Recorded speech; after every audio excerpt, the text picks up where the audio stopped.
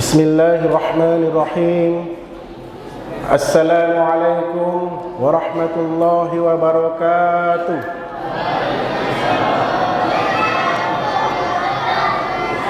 Bagi yang menjawab salam saya dengan semangat, kita doakan dilancarkan segala urusannya, dicairkan segera THR-nya, dan dilunaskan hutang-hutangnya.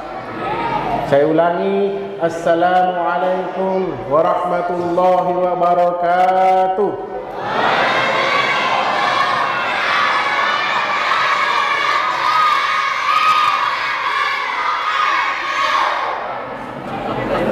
Kayaknya anak kecil berharap sekali segera cair THR-nya. Alhamdulillah, alhamdulillahil wahidil ahad, al-fardus samad, alladzi lam yalid wa lam yulad wa lam yakun lahu kufuwan ahad. Ashhadu an la ilaha illallah wahdahu la syarika lah, wa ashhadu anna Muhammadan abduhu wa rasuluh, la nabiyya wa rasula ba'dah. Allahumma salli ala sayyidina wa habibina wa syafi'ina wa maulana Muhammad wa ala alihi wa sahbihi ajma'in, amma ba'd. Faqala Allah ta'ala fil Qur'anil Karim, a'udzu billahi minasy syaithanir rajim. Bismillahirrahmanirrahim. Ya ayyuhalladzina amanu kutiba 'alaikumus shiyam kama kutiba 'alal ladzina min qablikum la'allakum tattaqun. Hadirin jamaah tarwih Masjid Babus Salam yang insyaallah dirahmati oleh Allah Subhanahu wa taala. Sebagaimana lazimnya dan memang seharusnya, marilah kita memanjatkan puji syukur atas kehadirat Allah, atas segala nikmat yang telah dianugerahkan oleh Allah kepada kita semua. Kenapa hal ini selalu menjadi bagian pertama pada setiap penyampaian ceramah, khutbah maupun hal-hal penting yang lainnya? Karena tidak sedikit di antara kita baru merasa diberi nikmat oleh Allah kalau banyak uangnya, baru merasa diberi nikmat oleh Allah kalau bagus mobilnya, baru merasa diberi nikmat oleh Allah kalau bagus rumahnya. Padahal sejatinya nikmat harta benda itu adalah nikmat yang paling kecil. Kenapa? Karena sebesar apapun nikmat itu perlu kita waspada, karena ada dua hukum yang berlaku kepadanya. Bisa saja dia berupa nikmat sebagai bentuk berkah dari apa kebaikan, hal kebaikan yang telah kita lakukan, tapi bisa saja ia menjadi cobaan, bahkan mungkin sebenarnya ia adalah musibah, karena diperoleh dari sumber yang tidak diberkahi oleh Allah Subhanahu wa taala. Terkadang juga di antara kita merasa nikmat itu adalah sesuatu yang diberi, padahal nikmat itu yang paling besar adalah nikmat sujud, masih bisa sujud kepada Allah Subhanahu wa taala. Karena kalau tidak bisa mikir, kalau tidak mau mikir sujud kepada Allah, apa yang kita mau andalkan? Makanya Allah menantang manusia, wa in ta'uddu wa ni'matallahi la tuhsuha. Barang siapa yang ingin menghitung nikmatku, pasti tidak akan mampu. Kenapa? Contoh kecil, seandainya bernapas itu harus disengaja, tidak ada yang bisa tidur, Pak. Setiap 1 menit bangun lagi, mau bernapas dulu, tidur lagi, ambil napas lagi. Mengapa? Karena harus disengaja. Tapi untung Allah itu memberkahi, memberi nikmat sehingga tidak bernapas itu, jangankan gratis, bahkan tidak perlu disengaja. Salawat serta salam kita haturkan kepada Nabiullah Muhammad sallallahu alaihi wasallam. Kata Nabi, man shalla 'alaiha wahidah, barang siapa yang bersalawat kepadaku 1 kali, sallallahu alaihi asyran, maka Allah akan membalasnya 10 kali. Ini adalah hadis menjawab pertanyaan di antara kita. Apa itu? Biasanya ada yang bertanya, Kenapa kita mesti bersalawat kepada Nabi? Bukankah Nabi itu sudah maksum? Bukankah Nabi itu dijamin masuk surga? Terus buat apa kita mendoakannya melalui salawat? Maka hadis ini menjawab pertanyaan tersebut. Apa jawabannya? Satu, salawat itu sejatinya adalah bentuk mahabbah, bentuk cinta kita kepada Nabi. Jadi bapak-bapak jangan mikir protes kalau ibunya masih sering panggil namanya. Pak, beli dulu galon. Pak, beli dulu tabung. Pak, habis tabung, pasang dulu. Saya juga heran ini ibu-ibu. Kenapa kalau pasang tabung suaminya nak suruh? Alasannya takut meledak. Nah kira kapan kalau meledak tabung tidak mati juga. Jandaki itu Pak, kalau jandaki itu kalau meledak itu tabung. Suaminya mana korbankan? Ya mungkin karena memang perempuan dia dilahirkan tidak dalam keadaan sendiri. Yang kedua jawabannya adalah sejatinya hadis ini memberikan jawaban bahwa sesungguhnya ketika kita bersalawat kepada Nabi, kita sedang berdoa kepada diri kita sendiri. Bayangkan coba Pak, yang mendoakan kita, yang membalas salawat, yang satu kali itu 10 kali adalah Allah yang maha mengabulkan doa. Maka inilah jawaban kenapa kita mesti tetap bersalawat kepada Nabi meskipun dia maksum, meskipun dia dijamin masuk surga. Pada kesempatan yang insya Allah diberkahi oleh Allah Subhanahu wa Ta'ala pada malam hari ini, tentu saya tidak akan menyinggung sesuatu yang terkait langsung dengan Ramadan, karena tentu mubalik yang lain banyak sudah membahas tentang Ramadan. Dan karena ini pertama kali saya berkunjung di masjid ini karena undangan sahabat saya Bapak Dr. Nurjidir Rahman dan abang saya Pak Dedi. Baru saya lihat tadi ada abang saya di sini, ada Pak Dedi. Dan tidak sia-sia saya memenuhi undangan sahabat saya. Maka sebaik-baik perbuatan itu adalah yang diawali bismillah. Maka melalui malam ini saya akan mencoba mengingatkan kembali Bapak Ibu tentang bismillah. Kata Nabi, kullu amrin dzibalin la yubda'u fihi bismillahirrahmanirrahim fahuwa abtar. Dalam redaksi hadis yang lain, fahuwa aqta. Barang siapa semua perbuatan, kullu amrin dzibalin, semua perbuatan baik. Jadi syaratnya perbuatan baik. Kalau jelek jangan dibilang. La yubdahu fihi, yang tidak dimulai dengan lafaz bismillahirrahmanirrahim, fahuwa abtar, maka terputuslah perbuatan baik itu. Apa yang terputus? Berkahnya. Kata ulama hadis, yang terputus itu adalah berkahnya. Dahsyatnya hadis ini adalah satu, ketika kita ingin memulai perbuatan baik, maka sejatinya kita harus mengawali dengan bismillah. Karena dengan bismillah kita terhindar dari sifat sombong. Kenapa? Karena tidak ada perbuatan yang tidak mungkin Allah tidak terlibat di dalamnya.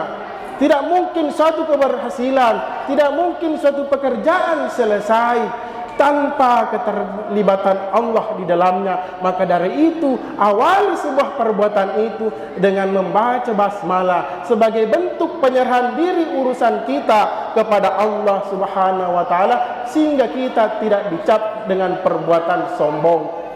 Yang kedua, hadis ini mengisyaratkan bahwa suatu perbuatan bisa saja sejatinya perbuatan itu perbuatan biasa saja. Minum, kan biasa saja itu Pak. Makan, biasa saja. Tidur, biasa saja. Keluar rumah, biasa saja. Pergi kerja, pergi kantor, pergi berdagang, perbuatan biasa saja. Tapi karena diawali dengan bismillah, maka perbuatan yang biasa itu kemudian berubah menjadi ibadah yang mendapatkan atau akan diganjar dengan keberkahan. Jadi makan yang biasa saja berubah menjadi ibadah. Saya ulangi lagi, yang kedua poinnya adalah perbuatan baik yang biasanya terkesan biasa saja berubah menjadi sebuah ibadah hanya gara-gara dimulai dengan bismillah. Pertanyaannya kemudian, kalau semua perbuatan baik wajib diawali dengan bismillah biar berkah atau biar perbuatan itu bernilai ibadah, apakah semua harus diawali dengan lafaz bismillahirrahmanirrahim? Maka jawabannya adalah tidak. Lah, kenapa tidak? Paling tidak karena waktu singkat ada 3 jawabannya. 1, karena ada perbuatan baik tapi bertentangan dengan sifat Ar-Rahman dan Ar-Rahimnya Allah. Kenapa bisa? Apa contohnya itu, Ustaz? Contohnya adalah menyembelih hewan. Jadi bapak-bapak waktu menyembelih hewan jangan menggunakan Bismillahirrahmanirrahim. Kenapa? Tidak cocok dengan sifat Ar-Rahman dan Ar-Rahimnya Allah. Masa mau pisahkan nyawanya dengan jasadnya dengan nama Allah yang Maha Pengasih dan Maha Penyayang? Apa? Tidak nyambung. Maha Pengasih, Maha Penyayang, tapi mau pisahkan nyawanya dengan jasadnya. Makanya bertanya, kenapa bukan Ar-Rahman dan Ar-Rahim dibaca? Iya, karena perbuatan itu tidak cocok dengan sifat Ar-Rahman dan Ar-Rahimnya Allah. Makanya dalam Al-Quran itu ada satu surah yang tidak diawali dengan Bismillahirrahmanirrahim, yaitu surah At-Taubah. Kata ulama tafsir, kenapa tidak diawali dengan Bismillah? Karena isinya ada 2, paling tidak isinya ada 2. Banyak berbicara tentang orang-orang perang dan banyak berbicara tentang orang-orang munafik. Makanya tidak diawali dengan Bismillahirrahmanirrahim, karena Ar-Rahman dan Ar-Rahimnya Allah bertentangan dengan kedua hal tersebut. Makanya ketika menyembelih hewan yang dibaca adalah Bismillahi Allahu Akbar. Kenapa itu yang dibaca? Bahkan kata Imam Syafi'i, kan biasa itu Pak, kalau kita mau menyembelih hewan ada yang pegang. Imam Syafi'i itu bilang yang pegang, kalau dia dengar yang mau menyembelih ini baca Bismillahirrahmanirrahim, jauh lebih baik lepas, karena makruh hukumnya. Tapi dengar juga baik-baik, karena jangan sampai baca niatnya. Kalau baca niatnya, ya diawali Bismillahirrahmanirrahim. Tapi waktu eksekusi, Allahu Akbar yang dibaca. Kalau mau mimak gere, Bismillahi Allahu Akbar yang dibaca. Makanya hati-hati, pas mau mak gere, kalau niatnya Rahman dan Ar-Rahim, mak gerenya itu eksekusinya. Jangan juga sembarang lepas Pak, lempar kiparan Pak Imam Pak. Jadi hati-hati ki.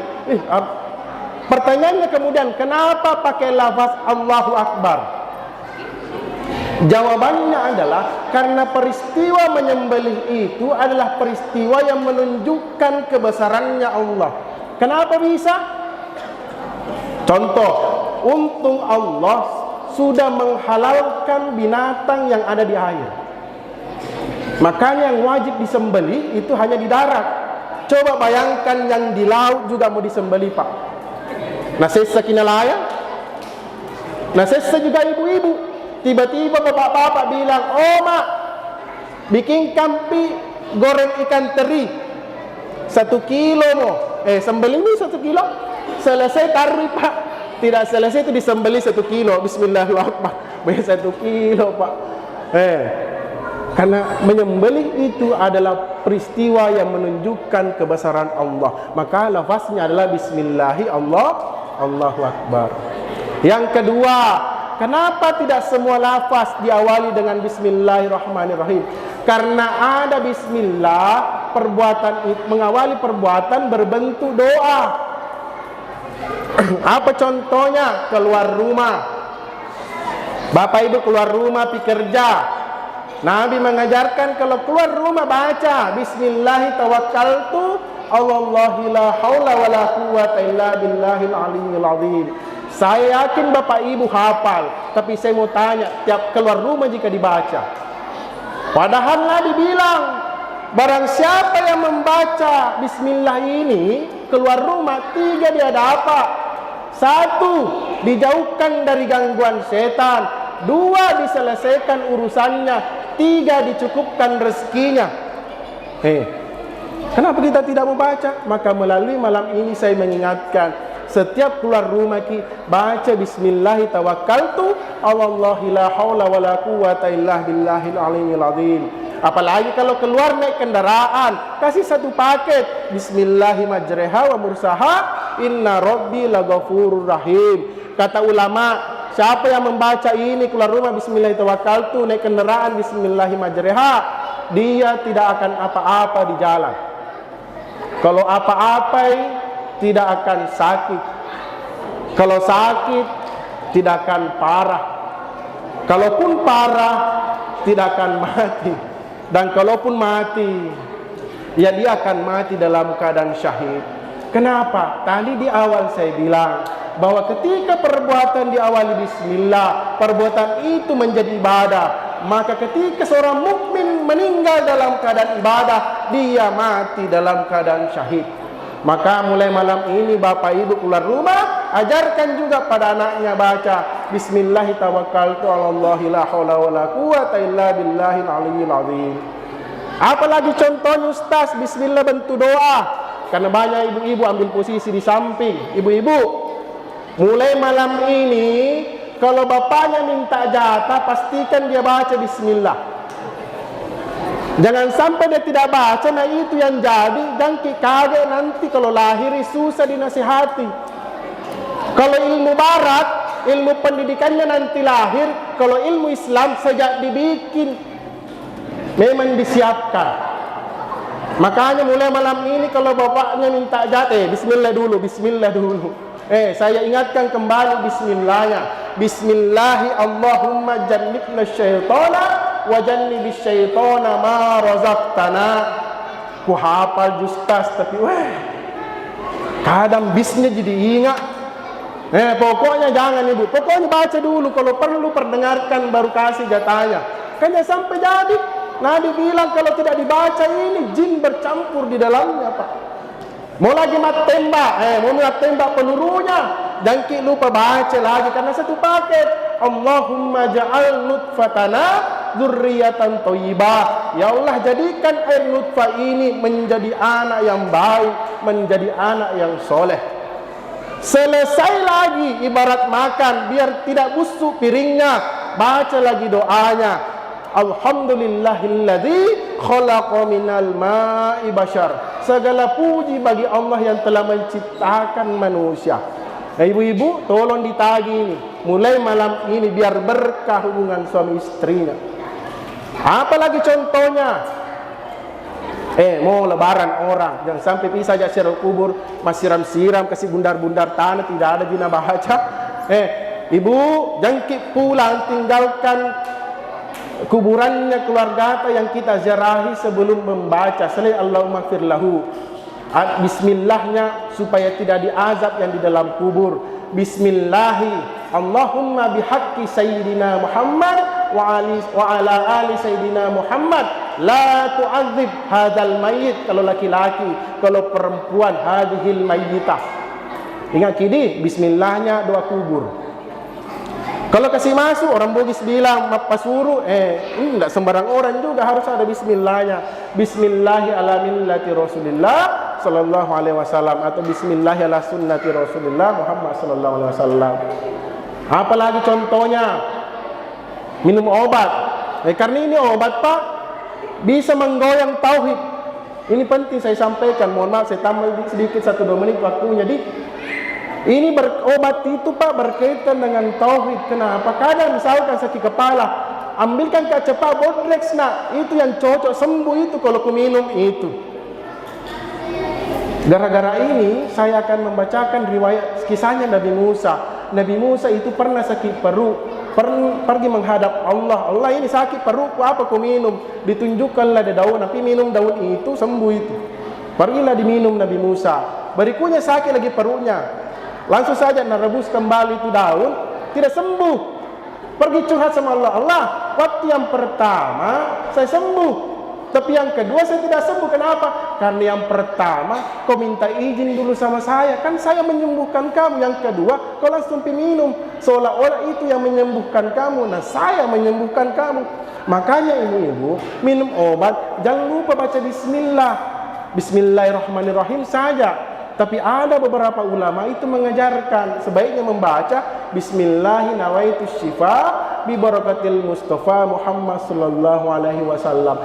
Biar seolah-olah biar imannya kita bukan obat ini yang menyembuhkan, tapi hanya wasilah dari syafaatnya Allah. Perlu hati-hati Bapak Ibu. Yang terakhir, karena waktu masih banyak sekali contohnya. Kenapa tidak semua diawali Bismillahirrahmanirrahim? Karena ada bismillah gara-gara kita lupa baca bismillah. Apalagi bulan puasa. Itu bulan puasa kalau mau buka antara lapar dan kesurupan. Dengar ni Allahumma lakasumtu. Dengar ni bunyi beduk Allahu Akbar, Allahu Akbar. Makan 3 jalang kote, 2 pisang hijau, 1 gelas sirup di hati. Baru tunggu dulu, sudah jamak bismillah ini. Apa nih 3 jalang kote masuk ini? Sudah bismillahirrahmanirrahim saja. Tidak bisa, Bu. Karena ada yang masuk ini, ada yang masuk yang tidak berkah. Sesuatu yang masuk di badan tidak berkah, itu jadi penyakit. Makanya Nabi ajarkan pada saat minum atau makan, lupa baca bismillah, baca bismillahi awwalahu wa akhirahu, atau lafaz yang lain bismillahi fi awwalihi wa akhirihi. Demikian yang bisa saya sampaikan. Mudah-mudahan ada manfaat dan berkahnya. Lebih dan kurangnya mohon dimaafkan. Allahumma fiqillah kulitari. Wassalamualaikum warahmatullahi wabarakatuh.